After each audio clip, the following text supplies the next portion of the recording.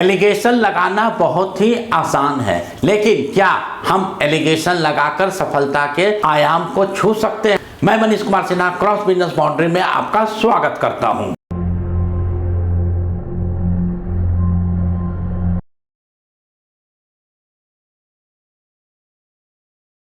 दोस्तों, आज हम चार पहलू पर बात करेंगे। ये चार पहलू संदीप माहेश्वरी और विवेक बिंद्रा के कंट्रोवर्सी से रिलेटेड है, बिजनेस लर्निंग से रिलेटेड है।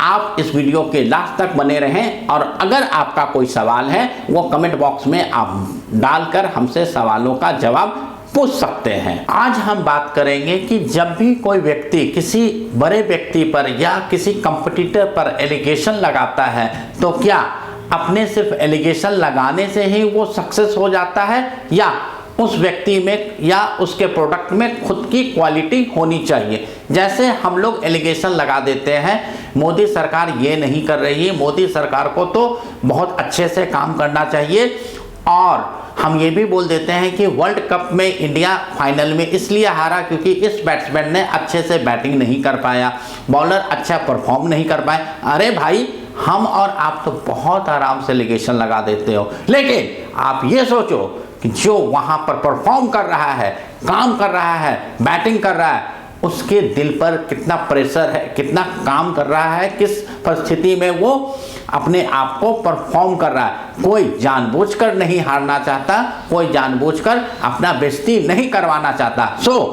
एलिगेशन लगाना और सिर्फ एलिगेशन लगाकर हम सफलता के आयाम को छू लें, ये नहीं हो सकता। यही तरोताजा कहानी संदीप माहेश्वरी और विवेक बिंद्रा के साथ हुआ है, जहां पर संदीप माहेश्वरी ने एक वीडियो बनाया और विवेक बिंद्रा उसको अपने दिल पर ले लिए। जो कहा जाता है कि दिल पर कभी मत लो मेरे यार, उन्होंने दिल पर ले लिया और दोनों की कंट्रोवर्सी बहुत ही जबरदस्त तरीके से सोशल मीडिया में छाया हुआ है। ये कंट्रोवर्सी इस लेवल तक आ चुका है कि दोनों एक दूसरे को एक्सपोज कर रहे हैं, लीगल नोटिस सेंड कर रहे हैं और यूट्यूब कम्युनिटी पर एक दूसरे के ऊपर एलिगेशन पर एलिगेशन लगा रहे हैं। तो आज हम इसी पर बात करेंगे कि इसकी सच्चाई क्या है और इसकी लड़ाई शुरू होती है कहां से। संदीप माहेश्वरी एक अपना शो करते हैं, वहां पर कुछ स्टूडेंट को बुलाते हैं। स्टूडेंट का कहना है कि सर, मैंने एक कोर्स किया जिस पर मैंने तकरीबन 35,000, 50,000, लाख रुपया खर्च किया और मुझे बिजनेस सीखना था, इसलिए मैंने ये कोर्स किया, लेकिन कोर्स के एंड में मुझे बिजनेसमैन तो नहीं बन पाया, सेल्समैन जरूर बन गया। तो सवाल उठता, सेल्समैन किसका सेल्समैन? सर, उसी यूट्यूबर का जिसका मैं कोर्स लेने गया था। यहाँ पर नाम नहीं लिया जाता है, लेकिन बार बार पूछा जाता है क्या वो इंडिया का है या बाहर का है। तो स्टूडेंट जवाब देते हैं सर वो इंडिया के हैं। तो आप वहाँ तक फंसे कैसे, आप उनके कोर्स में पहुँचे कैसे? वो स्टूडेंट बताते हैं कि हमारे जान पहचान में एक व्यक्ति आए थे और मैं +2 में था, तो मेरे पेरेंट को बताया गया कि ये बच्चा अगर इनका क्लास कर लेगा तो एक सक्सेसफुल बिजनेसमैन बनेगा। इस तरीके से वो स्टूडेंट अपना आप बीती सुनाते हैं कि मैं किस तरीके से इस स्कैम में या इस प्रॉब्लम में या इस नेटवर्क में फंसा। लेकिन मेरा सिर्फ एक सवाल है, आप और आपके पेरेंट अगर इस ट्रैप को नहीं समझ सके, बिजनेसमैन बनना है 50,000, 35,000 या 1 लाख रुपया देके, तो इससे बड़ी बेवकूफ़ी हो ही नहीं सकती। रीजन, बिजनेस करने के लिए नॉलेज बहुत ही ज़रूरी है, लेकिन आप ये देख लेते, आप ये सोच लेते कि +2 के बाद मुझे बिजनेस करना है या मुझे स्टडी करना है। +2 एक ऐसी डिग्री नहीं है जहां पर आप दुनिया में कुछ भी कर सकते हो। पढ़ाई सिर्फ नौकरी के लिए नहीं होती है, पढ़ाई अपने आप को जागरूक बनाने के लिए होती है, सेल्फ डेवलपमेंट के लिए होती है। जहां पर +2 या कॉलेज गोइंग स्टूडेंट अगर आप ये सोच रहे हो कि मैं तो कुछ बहुत बड़ा बिजनेसमैन बन जाऊंगा, ये आपकी गलतफहमी है। पहले आप एक डिग्री ले लो या आप कुछ एजुकेशन में एक लेवल पर आ जाओ, उसके बाद आप अगर बिजनेस में आते हो तब ये बात समझ में आती है कि आपका डिसीजन सही है। मैं तो कहूँगा कि आप और आपके पेरेंट का डिसीजन ही गलत है जो +2 के स्टूडेंट को बिजनेस सिखाने निकले। अरे भाई, पहले पढ़ाई कर लो, अपना सेल्फ डेवलपमेंट कर लो, स्किल ले लो, उसके बाद बिजनेस एक ना एक दिन जरूर हो जाएगा। यहाँ पर कुछ लोग बोलते हैं कि धीरू भाई अंबानी भी तो 10th पास थे, वो सफल बिजनेसमैन है, तो मैं भी हो सकता हूँ। जरूर हो सकते हो भाइयों, लेकिन धीरू भाई अंबानी 10th पास जरूर थे। उन्होंने 4 से 5 साल 6 साल जॉब किया, बहुत सारे आइडिया पर काम किया, तब वो सक्सेसफुल बिजनेसमैन बने। और आज हम शॉर्टकट करना चाहते हैं, +2 कर लिया, ग्रेजुएशन में है, कोई स्टार्टअप करना चाहते हैं। अरे भाई, आप इंजीनियरिंग कॉलेज में हो, मेडिकल में हो, +2 में हो, 10th में हो, पहले आप अपना एक स्किल डेवलप करो, अपने अंदर एजुकेशन लाओ और ये देखो कि दुनिया कैसे चलती है, कौन सा बिजनेस कौन सा व्यक्ति रन कर रहा है। अगर धीरू भाई अंबानी 10th पास है, लेकिन क्या उनके यहाँ सारे एम्प्लॉय 10th पास है? जी नहीं, उनके यहाँ जितने भी एम्प्लॉय हैं या तो इंजीनियर है, एमटेक है, बीटेक है या MBA है, मतलब हाईली क्वालिफाइड है। इसका क्या मतलब है? एक व्यक्ति तो मे भी 10th पास हो सकता है, लेकिन उसके अंदर काम करने वाले हर कोई एजुकेटेड होना चाहिए। तो इसलिए सबसे पहला चीज, अगर कोई कॉलेज स्टूडेंट ये दावा करता है मुझे तो ट्रैप में फंसा लिया गया, तो ये गलत है, क्योंकि आपने एजुकेशन और स्किल पर ध्यान नहीं देके आप बिजनेस की ओर चले।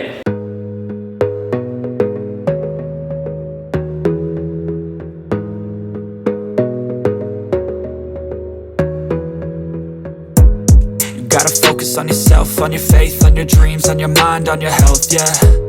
You gotta work, never tell, keep your head down, find what you love. दूसरी बात, विवेक बिंद्रा बहुत ही लोगों पर एलिगेशन लगाते रहते हैं। इन्होंने सिख कम्युनिटी पर एलिगेशन लगाया, जहां पर ये गुरु गोविंद सिंह के बारे में कुछ गलत कहा, फिर उन्होंने सिख कम्युनिटी से माफ़ी भी मांगी। इसी तरीके से कुछ दिन पहले उन्होंने डॉक्टर्स पर बहुत ही डिसरेस्पेक्टेबल कुछ पॉइंट बोला था, जहां पर IMA ने 50 करोड़ का लीगल नोटिस फाइल किया था, लीगल सूट फाइल किया था, जो बाद में विवेक बिंद्रा जीत जाते हैं, जहां पर कोर्ट ये बोलता है ये फ्रीडम ऑफ स्पीच है और ये कॉन्स्टिट्यूशनल राइट है। तो विवेक बिंद्रा को ये सोचना चाहिए कि जब ये फ्रीडम ऑफ स्पीच है, फ्रीडम ऑफ राइट है, तो संदीप माहेश्वरी भी अगर कुछ इसी तरीके से अपने अभिव्यक्ति को लोगों तक पहुंचा रहे हैं, तो आपको भी शांत रहना चाहिए। आपको कोई लीगल नोटिस, लीगल डिफेमेशन नहीं भेजना चाहिए, क्योंकि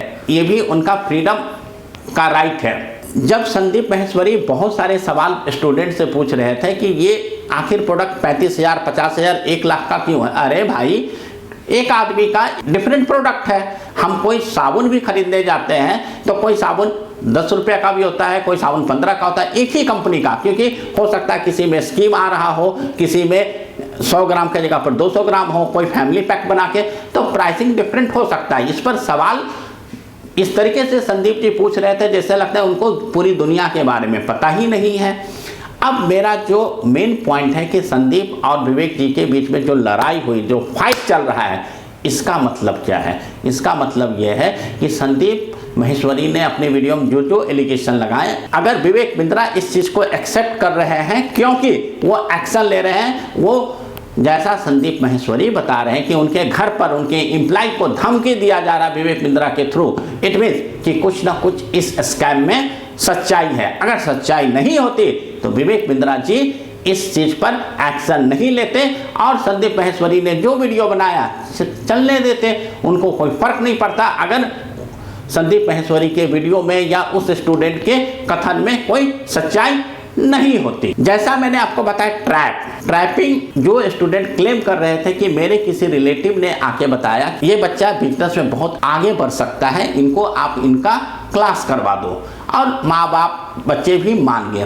तो ट्रैप दुनिया तो हर तरफ से रोज दिन ऐड आता है कि आप ये टूथपेस्ट खरीद लो, आप ये मर्सिडीज कार खरीद लो, ये BMW कार खरीद लो, ये 25,000 का शर्ट है। क्या हम खरीद लेते हैं? हम अपना फिनेंशियल कंडीशन भी देखते हैं कि क्या मैं ये खरीद सकता हूँ या नहीं। इसी तरीके से कोई भी कोर्स, कोई भी प्रोडक्ट, कोई भी सर्विसेज आपके पास इंफॉर्मेशन आती है, आप इंफॉर्मेशन जरूर लो, लेकिन खरीदना या नहीं खरीदना ये आपका राइट है। किसी के इन्फ्लुएंस में आके करना ये आपकी बेवकूफ़ी है।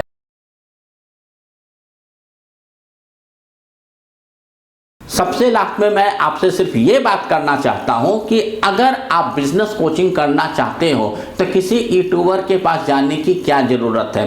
आप अपने आसपास ढूंढो कि आपके रिलेशन में, आपके आस पड़ोस में, आपके जान पहचान में कौन सा ऐसा बंदा है जिसने बिजनेस कर रहे हैं या नौकरी छोड़ के बिजनेस स्टार्ट किया है या अपने फैमिली बिजनेस को 1 करोड़ से 10 करोड़, 50 करोड़, 100 करोड़ के लेवल पर ले गए हैं। अगर उस व्यक्ति से हम कुछ गुफ्तगू कर सके, कुछ बात कर सके, कुछ इंफॉर्मेशन ले सके, तो मुझसे बढ़िया बिजनेस लर्निंग मेरे समझ से कोई नहीं है। अगर आप किसी भी यूट्यूबर के पास जाते हो तो इससे अच्छा है कि आप किसी नोन के पास जाओ जो ऑलरेडी बिजनेस कर रहे हैं या बिजनेस में अनसक्सेसफुल भी हुए हैं, उनसे भी सीखने की जरूरत है। आपको सिर्फ ये सीखना है वो अनसक्सेसफुल क्यों हुए हैं। इसके बाद अगर आपको ये बंदा भी कोई नहीं मिलता, जैसे कोई कहते हैं मेरे तो पूरे फैमिली में हर कोई जॉब वाले हैं, मेरे पूरे फैमिली में कोई बिजनेस करता ही नहीं है, आस पड़ोस पूरे खानदान में कोई बिजनेस करता ही नहीं है, कोई बात नहीं। ऐसे स्थिति में आप किसी चार्टर्ड अकाउंटेंट को पकड़ो। रीजन, वो चार्टर्ड अकाउंटेंट एक बार में कम से कम 10, 20, 50 क्लाइंट का बैलेंस शीट बना रहा होता है, 10, 20, 50 क्लाइंट का बिजनेस अंडरस्टैंड कर रहा होता है, जो आपको अच्छा बिजनेस कोचिंग दे सकता है। कम से कम हर बिजनेस का प्रो एंड कॉन्स बता सकता है कि सॉफ्टवेयर बिजनेस में क्या स्थिति है, मैन्युफैक्चरिंग का क्या इंपैक्ट आता है, अगर आप रिटेल में हो, होलसेल में हो तो किस बिजनेस का क्या प्रॉब्लम है, क्या उसका सॉल्यूशन हो सकता है। जैसे मैं आपको एक छोटा सा बात बताता हूं, सर्विस इंडस्ट्री, अगर आप सर्विस इंडस्ट्री में हो तो अप्रॉक्स मार्जिन 10% से लेके 25-30% तक हो सकता है। सॉफ्टवेयर इंडस्ट्री में हो तो ये मार्जिन 15 से 25-30% हो सकता है। मैन्युफैक्चरिंग में हो तो अगेन ये 5% से 20% तक वेरी करता है। लेकिन अगर आप किसी कंपनी का एजेंसी लेते हो, होलसेल एजेंसी हो या डिस्ट्रीब्यूटरशिप हो, ये मैक्सिमम जो परसेंटेज है 1% या 2% होता है, कहीं कहीं तो 1% से भी कम होता है। तो इस तरीके से ये सब जो सारी इंफॉर्मेशन है एक चार्टर्ड अकाउंटेंट बहुत अच्छे तरीके से बता सकता है, क्योंकि उनके पास बहुत सारे बिजनेसेस का वो ऑडिट करते हैं, बहुत सारे बिजनेसेस से कनेक्टेड रहते हैं, हर बिजनेस के बारे में प्लस या माइनस वो जानते हैं। सो दोस्तों, आपका ये कहना कि आप किसी ट्रैप में फंस गए, आप किसी यूट्यूबर के साथ फंस गए, तो ये आपकी गलती है, क्योंकि आपको यही नहीं समझ में आया आपको करना क्या है। तो ये सिर्फ मैं कहना चाहूँगा कि आप कुछ भी करना चाहते हो, आप अपना रास्ता देखो, उस पर आपको कौन कौन से माइलस्टोन अचीव करना है और उस पर हमें किस मेंटोर से मिलना है, ये सबसे इम्पॉर्टेंट है। ना कि किसी से इन्फ्लुएंस हो जाना कि ये व्यक्ति के पास 1 करोड़ फॉलोअर हैं, इस व्यक्ति के पास तो इतने बड़े बड़े बिजनेस ओनर आते हैं, इतने बड़े बड़े सेलिब्रिटी आते हैं। इससे कोई काम नहीं देता। काम वो देता है जो रियल लाइफ में एक्सपीरियंस हम और आप महसूस करते हैं, क्योंकि बिजनेस रियल लाइफ एक्टिविटी है जहां पर हर दिन आपके पास एम्प्लॉय का प्रेशर होता है, आपके पास सेल्स का प्रेशर होता है, आपके पास परचेज का प्रेशर होता है, आपके पास बैंकिंग प्रेशर होता है। आपको हर दिन क्रिएटर्स पैसा मांगते हैं, आपको फंड मैनेज करना होता है, आपको डेटर्स को भी पैसा रिसीव करना होता है, क्योंकि हर कोई यहाँ पर बिजनेस करना चाहता है लेकिन कैश पर कोई पैसा नहीं देना चाहता है। सो दोस्तों, आपको बिजनेस सीखना है तो उस व्यक्ति से सीखो जो बिजनेस कर रहा है या बिजनेस में अनसक्सेसफुल है, या एक वो प्रोफेशनल जो बिजनेस से कनेक्टेड है, ना कि कोई यूट्यूबर। सेकेंड थिंग, आपका ये सवाल होगा कि मैं एक अनसक्सेसफुल व्यक्ति से क्यों बिजनेस सीखूं। अनसक्सेसफुल व्यक्ति से या वो स्टूडेंट जो कभी पास नहीं हो सका, उससे सीखने का ये सिर्फ पर्पस होता है कि उसने जो जो गलती की, उसके डेली रूटीन में जो जो एक्टिविटी चल रहा था, उस चीज़ों को अगर मैं रिड्यूस कर सकूं, अवॉइड कर सकूं, तो डेफिनेटली मैं भी सक्सेसफुल बन सकता हूं। जैसे एक बिजनेसमैन ने कहा कि मैं हमेशा उधार देते गया और फैमिली से, बैंक से लोन लेते गया। एक दिन क्या हुआ कि मेरा जो प्रॉफिट मार्जिन 8% का था, वो ओवरड्राफ्ट के जो इंटरेस्ट था, अनसिक्योर लोन का जो इंटरेस्ट था, उसी से कवर अप हो गया। और जितना मैंने उधार दिया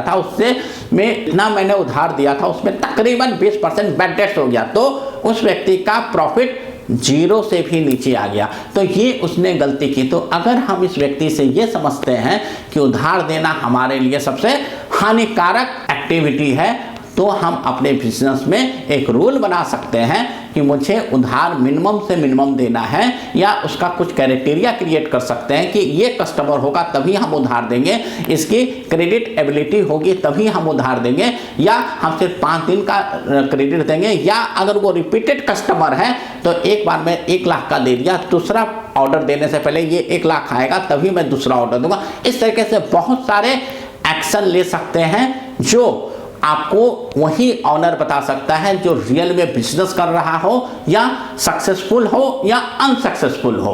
बिजनेस लर्निंग पर मैं एक सीरीज शुरू कर रहा हूं 2024 में, जहां पर हर वीक आपको एक केस स्टडी मिलेगा, आपको एक लेसन मिलेगा, जहां पर आप घर बैठे अपने आप में बिजनेस के अंदर के परिस्थितियों को समझ सकते हो, महसूस कर सकते हो, फिर आप ये डिसीजन लेना कि आपको बिजनेस करना है, या आपको जॉब करना है, या आपको स्टार्टअप में जाना है, या अगर बिजनेस करना है तो मैं किस समय स्टार्ट करूं, क्या स्टडी के टाइम पर शुरू करूं, या एक बार स्किल और एजुकेशन लेने के बाद अपने आप को बिजनेस में आजमाया करो। अगर ये वीडियो आपको अच्छा लगा हो तो आप मेरे वीडियो को लाइक करें, दोस्तों के साथ शेयर करें, और अभी तक आपने हमारे चैनल को सब्सक्राइब नहीं किया है जरूर कर लें, सो दैट आपको नेक्स्ट वीडियो का नोटिफिकेशन आपके पास आ जाए। जब तक के लिए दोस्तों नमस्कार और प्रणाम। Audio Jungle।